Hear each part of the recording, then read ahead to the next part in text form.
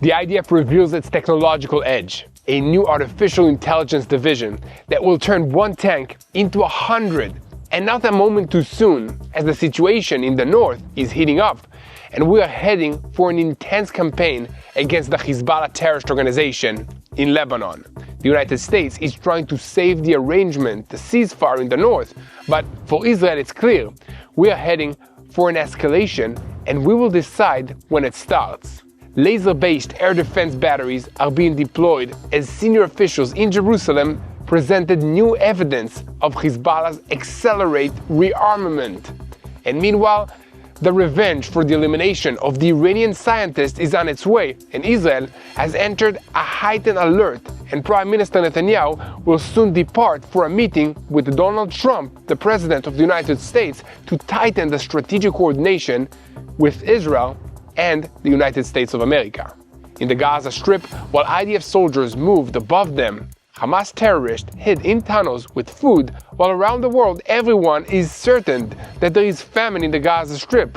Hamas and the Islamic Jihad began searches for the remains of a kidnapped fallen hostage in Beit Lahia this week, and some remains were handed over to Israel, but after they were brought to the Institute of Forensic Medicine and examined, it was determined that they do not belong to a kidnapped fallen.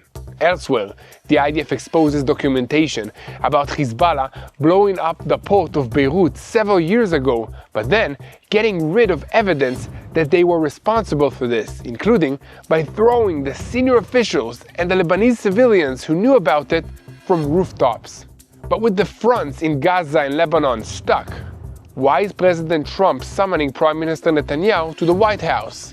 The situation in Syria is also heating up, and coordination is more important now than ever. Welcome to Boots on the Ground. I'm your host Yair Pinto.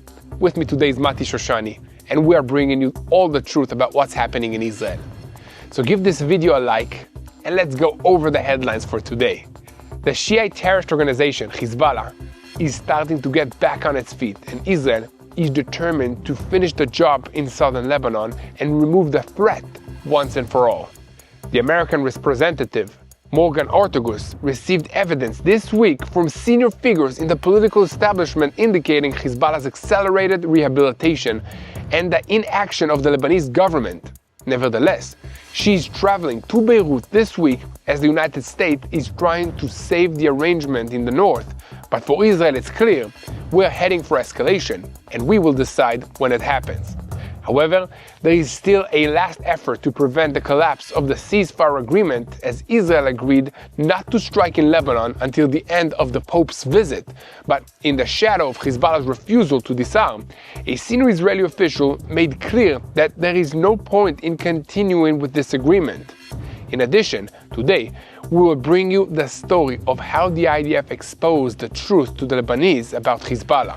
5 years after the explosion in the port of Beirut, which claimed the lives of hundreds of people, the IDF spokesperson in Arabic revealed information about the Lebanese civilians who were eliminated by Hezbollah because they knew too much.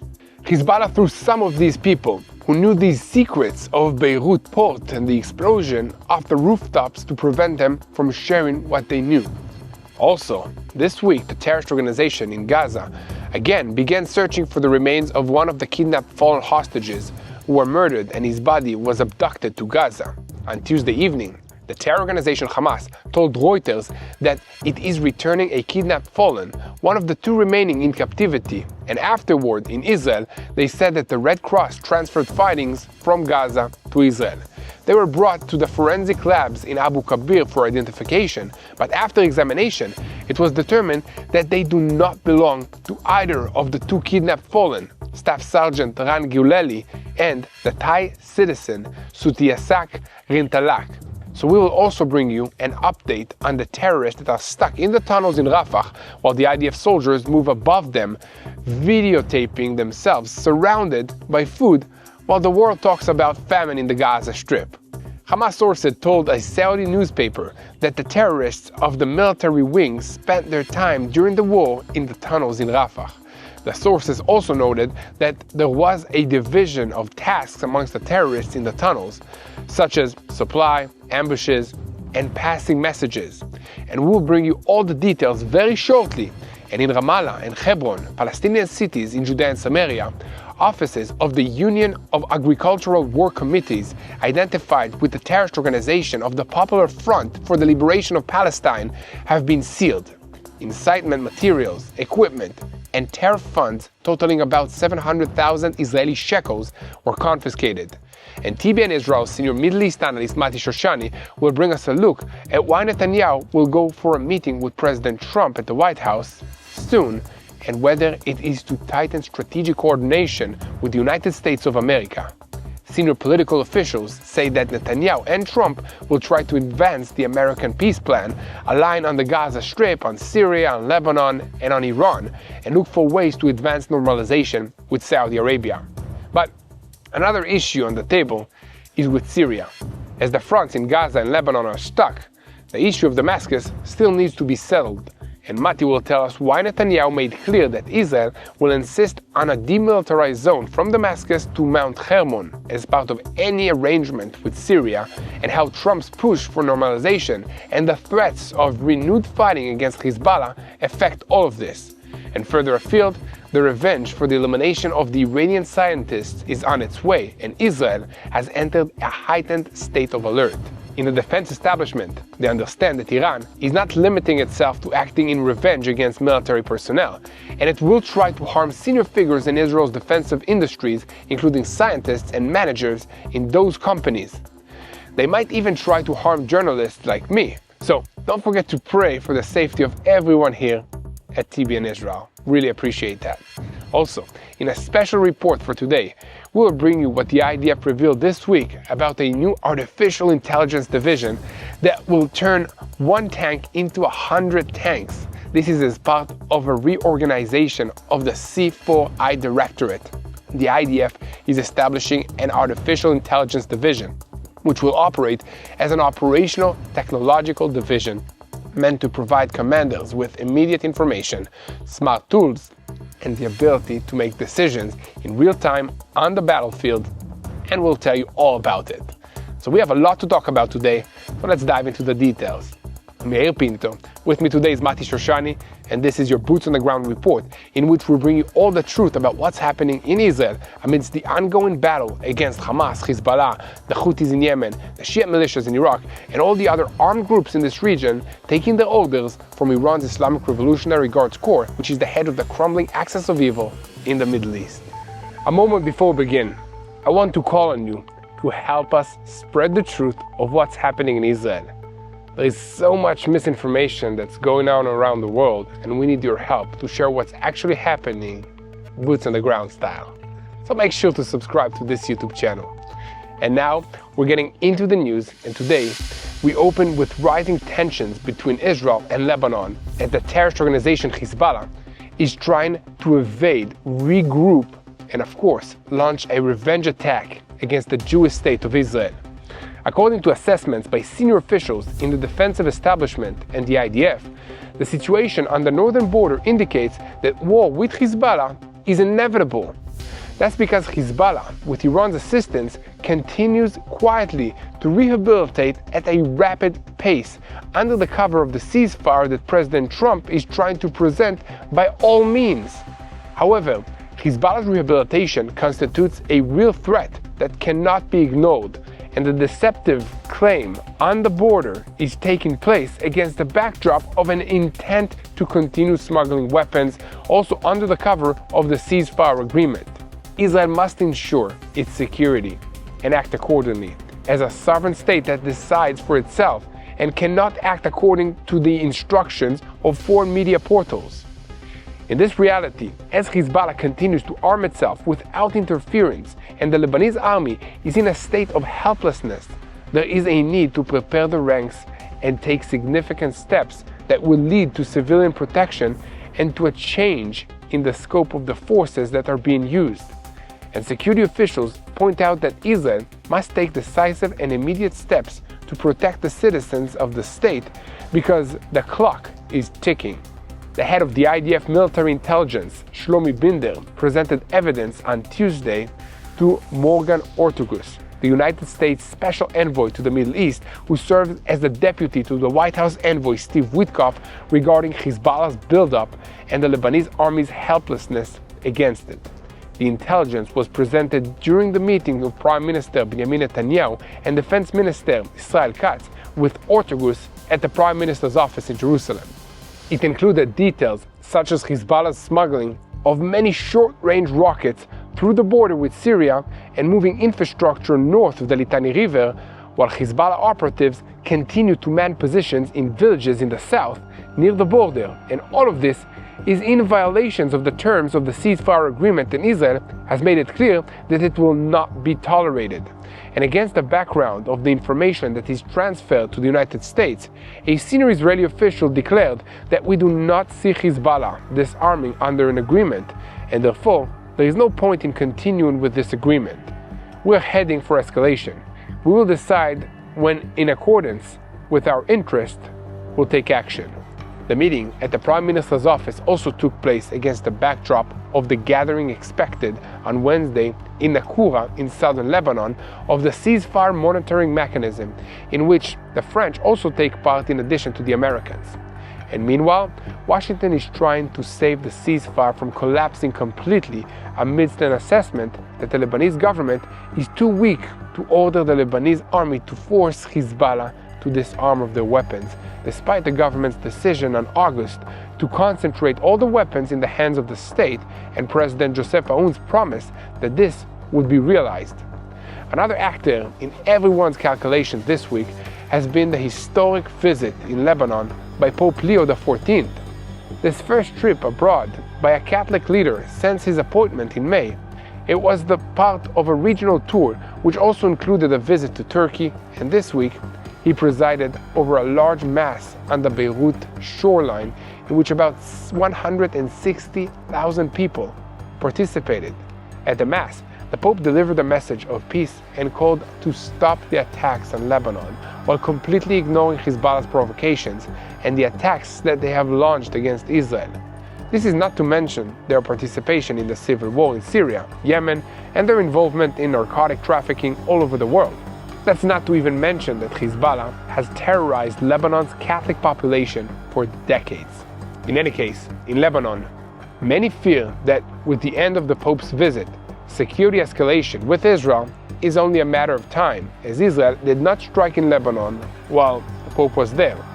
But last night, hours after he left, the country reported artillery strikes between the villages of Bet Lif and Rimaya in the south of the country. And in a related story, last Friday, Hezbollah Secretary General Naim Qassem gave a speech and threatened to avenge Israel for the elimination of the organization's chief of staff, Haitam Ali Tabtabi. He also declared that he hopes that the Pope's visit will help put an end to the Israeli strikes. And here, at TBN Israel, we will continue to bring you all the truth on this subject, so give a click on the subscribe button and let's continue with the updates on Lebanon.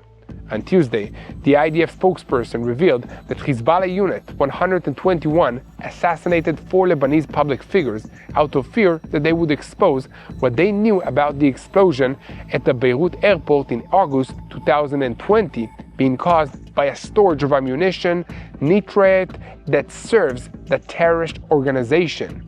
The murdered individuals were officials in the Customs Department and journalists who pointed to the link between Hezbollah and the explosion.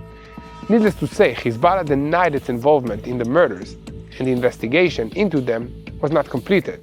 But these cases joined the assassination of Rafik el-Hariri and Elias el-Khatzroni that the IDF previously exposed, and a long list of other crimes that Hezbollah has committed over the decades that they have not yet been revealed to the world. The IDF spokesperson in Arabic declared, Lebanese citizens have clearly expressed that they will not allow the terror organization Hezbollah to continue to dominate and to harm them, in parallel with the actions of the IDF that is taken against the rehabilitation of the organization Hezbollah. We will continue to expose its cruel actions against the Lebanese public. And to make a brief comment on all of this, from the standpoint of Islamic terrorist organizations, there is no importance to human life. Dozens of people lost their lives and more than 6,500 were injured in the powerful explosion that occurred in Beirut on August 4, 2020. The local hospitals then collapsed under the load and were unable to contain the very large number of wounded. Israel approached that same day the Lebanese government through international security and political elements and offered humanitarian medical assistance, but no reply was received, and the only thing that Hezbollah cared about was not getting blamed for this terrible situation which they carried out. Since the disaster, the investigation in Lebanon has suffered from political and legal disruptions, including the dismantling of judges and prosecutors, and pressure from senior elements, including those from Hezbollah. Judge Tarek Bitar, who was appointed to the investigation after the removal of his predecessor, succeeded in renewing his work earlier this year after the heavy blow that Hezbollah suffered in the war with Israel. And this is all together with the appointment of a president and a prime minister that are determined to restore order to the land of the cedars, Lebanon. And here at TBN Israel, we will continue to report on all the developments in Israel's northern arena. And as always, we invite you to be part of the team by sharing our videos on YouTube, following us on social media, and above all, subscribe to this channel if you haven't already, so that you stay tuned to the truth in real time and never miss another episode of Boots on the Ground. Now, I want to talk to you for just a moment about one of our partners.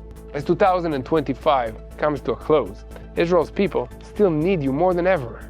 Nearly 2 years after the war broke out, families are still displaced, soldiers are still defending the homeland, and millions are struggling to make ends meet. Meir Panim is standing in the gap, feeding the hungry, supporting Holocaust survivors, caring for teens at risk, and lifting up the brave men and women of the IDF.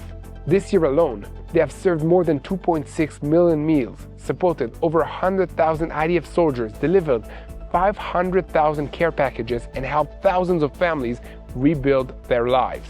But the need is still great, as there are still tens of thousands of displaced families and 2.6 million that are living in poverty. This is including more than 1 million children who go to bed hungry every night.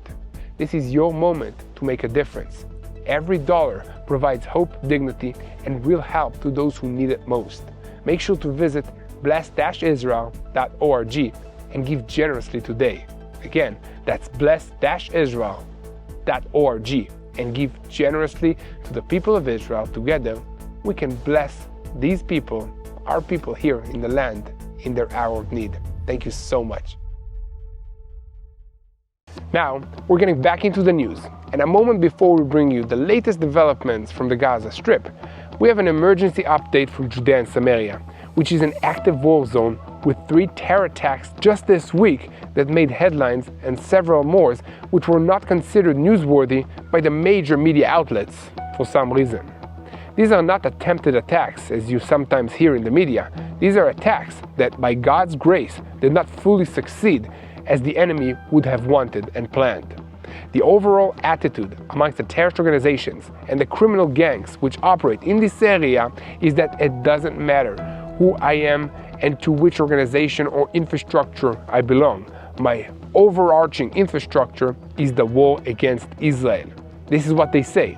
In Hamas, they know this, they understand this, and above all, they use this.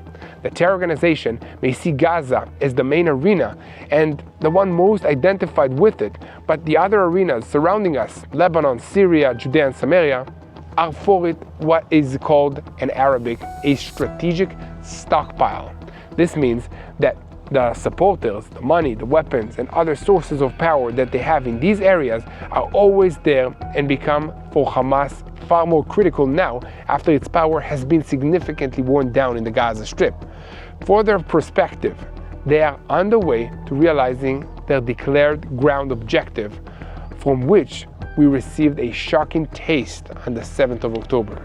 So the leaders of Hamas, living in comfortable luxury in hotels in Qatar and Turkey, far from the hardships and the misery that exists in the Gaza Strip, have not yet made a decision that their people have suffered enough and want to continue this pointless war against Israel. This means that they are going to devote additional resources to building up infrastructure in other places and leave the care and the feeding of the people of the Gaza Strip to the United Nations and to others. And now, let's move to reports from the Gaza Strip. So make sure to share our content, leave a comment, and help spread the truth.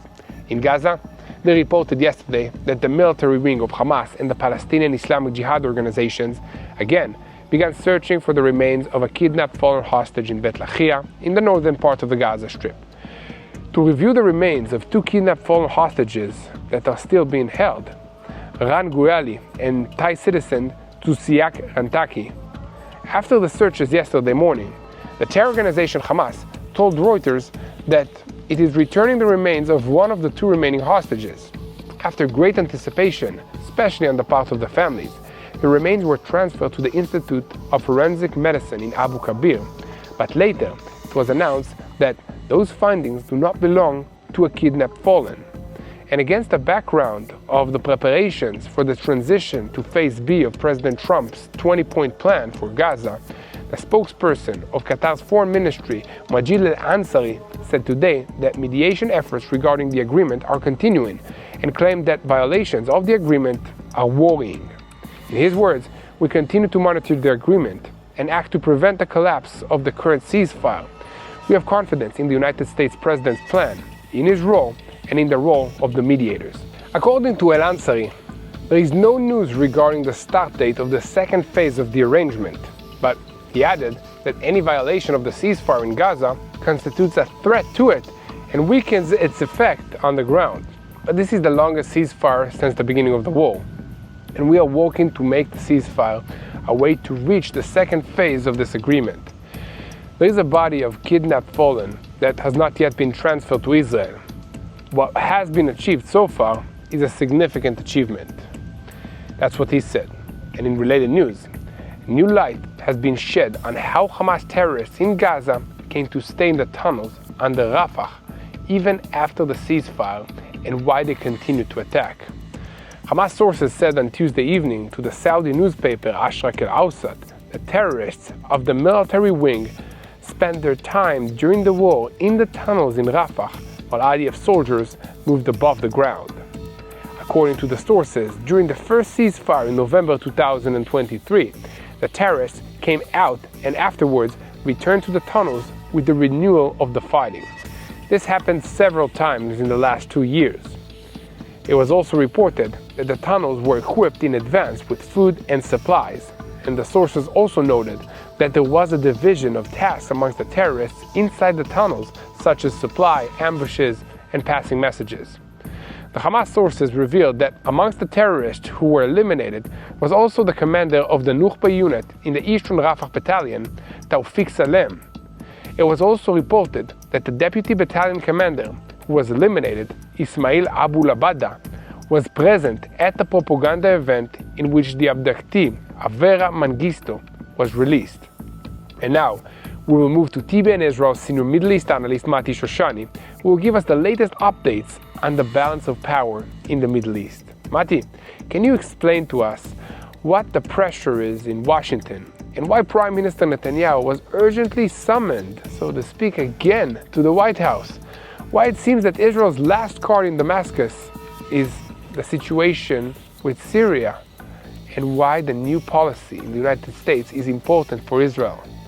How will Netanyahu and Trump try to advance the American peace plan, align positions regarding the Gaza Strip, Syria, Lebanon, and Iran, and look for ways to advance normalization with Saudi Arabia? Mati, tell us what's going on. It seems like things are on fire between the White House and everything that's taking place in the Middle East.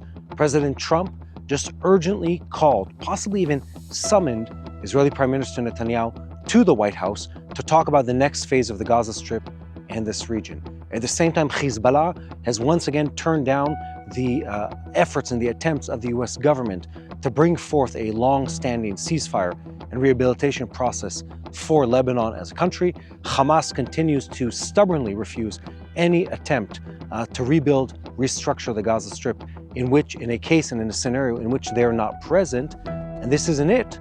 Also, Syria is once again teetering back and forth between being part of the US plan and staying in the US plan, and is possibly, in a bizarre turn of events, the most positive country in its orientation towards US interest in the Middle East. So guys, let's take a couple minutes and break down the very complex chain of events, the fascinating, fast-paced events that are taking place right now in the Middle East. And let's start with step number one. Prime Minister Netanyahu, President Trump. Just last night in Israel, we hear that President Trump urgently calls Netanyahu to the White House. They met just a short time ago. So what is the urgency? Well, here it is. President Trump and his team that have been working around the clock on the solution for what's going to happen in the Middle East on the day after the phase two, the whatever you want to call it, the continuation of the 20-point plan. They're now starting to sweat, not because of the temperature. It's December, it's cold outside. They're starting to sweat because it's becoming evident that it's incredibly hard to get everyone into action, to move everyone forward. Let me remind you what's been on the table. The big step was supposed to be rehabilitate and rebuild the Gaza Strip, build up the ISF, the International Stabilization Force. That's a cooperation and a collaboration of multiple countries, some of them or many of them Muslim and Arab countries, that would rebuild Gaza and remove Hamas, have a long-standing ceasefire inside the Gaza Strip, and then that's just phase one. Move on to the region, move on to stabilizing Lebanon without Hezbollah, to weaken Hezbollah and rebuild their government with a substantial incentive package and aid from multiple countries to rebuild that very broken and war-torn country. And we continue, we go east. Syria was supposed to be on that. Take the very weak government of Ashara, who controls parts of Syria, but again is a very newcomer to the scene, that's trying to rehabilitate a country after more than 50 years of dictatorship. Well, also they're supposed to be part of this deal. And it goes on and on, all the way to Saudi Arabia, who's been incredibly reluctant to enter into this agreement. And that brings us to today, to this very complex moment where Trump calls Netanyahu and says, dude, he doesn't use those words, of course, he says, Netanyahu, we need to meet urgently to move this agreement forward. And it shows you that things are not moving smoothly. Now let me break down what has been the holdup and why things are trickier than we previously expected. So let's start with Gaza. It's the nearest to where I'm standing and the most urgent and burning problem, both literally and figuratively speaking. Gaza, after almost 2 years of war, still has Hamas controlling great areas of that landmass. In fact, in the big city centers, once the IDF withdrew, Hamas is once again pushing for power, for control, for influence. And they're going to continue doing so until someone replaces them. The US plan has been to remove the Hamas government and bring in an international force. There have been multiple names for this. The latest one is the ISF, International Stabilization Force. And who's that supposed to be that? The last we heard, it was supposed to be a cooperation of Azerbaijan and Indonesia, who would send forth their soldiers to be the boots on the ground in the Gaza Strip. Since that happened, both of them have shown a bit of reluctance, maybe for negotiation purposes, maybe because of pressure behind the scenes, but it hasn't moved forward yet. And in the substantial command center that has been built in Kiryat Gat in the southern part of Israel, we still see today a lot of international forces representative, a lot of countries representative, but no one who has stepped forward to really take control of what's happening on the ground in the Gaza Strip. I know from friends, from allies, from contacts in the IDF, that a lot of work is being put into planning what's going to happen in the day after in the Gaza Strip. The stabilization of the humanitarian situation, the rehabilitation and rebuilding processes, and many, many more steps that are needed to take what has become a war-torn zone, controlled and tortured by a terrorist organization, into something far more stable, far more clear, far more hopeful for the people of that very, very suffering region. And as time ticks on, and Israel still hasn't received back the remaining murdered hostages, and Hamas continues to fight for control in that region, we're starting to see that it's not going to be as simple as we expected. That's why President Trump calls on Netanyahu to come quickly to the White House. So what is planned in this meeting? The hope is in the US administration and the Israeli administration to realign the US and Israel, but also to make sure that Israel and the United States are working in the same direction. So step one is President Trump meeting with Netanyahu, trying to realign and reignite this process to move forward to the next phase, which is the regional stability. Now, the interesting thing that's happening is Syria. Syria, which was a very unstable country and entity just months ago, seems to possibly be the first country that will really cooperate with the Americans. The United States has floated the idea of actually having a presence on the ground inside Syria, several thousand strong, that would help rebuild that country in a way that they really need to stabilize and rebuild. That brings us really to the Iranians. The Iranians have been looking at all of this situation and hoping I mean, their Christmas wish, their Thanksgiving wish is really to have American interest in this region weakened. Now, the big last piece in this region isn't actually in our own neighborhood. It's the Saudis. MBS and Trump had a meeting just a couple weeks ago, and that meeting didn't go very well. MBS refused repeatedly to do what the United States has asked, which was a symbolic gesture towards regional stability and a regional pact. They're not even willing to talk about normalizing the relationship with Israel or this region until they see a substantial shift in the situation on the ground, specifically when it relates to the Israel-Palestinian issue. Now, that's a complex story we don't have time for today. I'll just say in a sentence that it's a combination of resolving the Gaza Strip situation and Judea and Samaria. Now, that's part of the Trump 20-point plan, but we're not really getting there anytime soon. We're not going to see the government in Ramallah or the Hamas organization change their skin, their colors, anytime in the foreseeable future without a dramatic international effort. What can we expect to see? We can see time and time again small changes happening in Saudi leadership. As they work together with the US government, they want to see assurances that they'll get their weapons, that the United States means what it says about really building a more substantial footprint in the Middle East. They want to see the region slowly inching towards the American interest. And when that happens, they're slowly but surely going to move towards normalization and stability. They don't want to align with the Iranians, and they definitely are not their friends. They don't necessarily want to pick the Chinese or the Russians, but they want to make sure that their people and that their interests are guarded. And that will only happen if they see stability and consistency in rebuilding this region. So what does the future look like? The next couple days, couple weeks are going to be more of the same. Inching towards a long-term resolution, inching towards rebuilding Gaza, inching towards building a regional force that will be able to change the situation on the ground, and hopefully a Lebanese government and a Syrian leadership that make the decisive choice to move towards US interests and long-term stability, possibly against Iranian influence and against some of their own people, because this is the right thing to do. We're going to need a lot of grit on the leadership side, both in Israel, the United States, and several other capitals. We're going to need a lot of prayer. We're going to need God to be active in this situation, because this is as complex as things get, and it should be, because this process is going to reshape the Middle East. If Hezbollah, if the Iranians, they brought forth decades of disaster, of violence and suffering in this region, this process could reverse that and bring forth decades of stability and prosperity. And God knows this region needs it. So what are we looking at? More weeks of negotiation that require you guys to pay close attention to what's happening on the ground. Because we are looking, ladies and gentlemen, at history in the making in the Middle East. Nothing short of that. The war was the opening note of that change, but what's coming next is really the big change. The rehabilitation of Lebanon, of Syria, of the Gaza Strip, and hopefully the Palestinian Authority that will tie into a regional arrangement, a regional agreement that includes also Saudi Arabia. And that can set back Iranian and anti-Western agendas decades back, which is exactly what we need.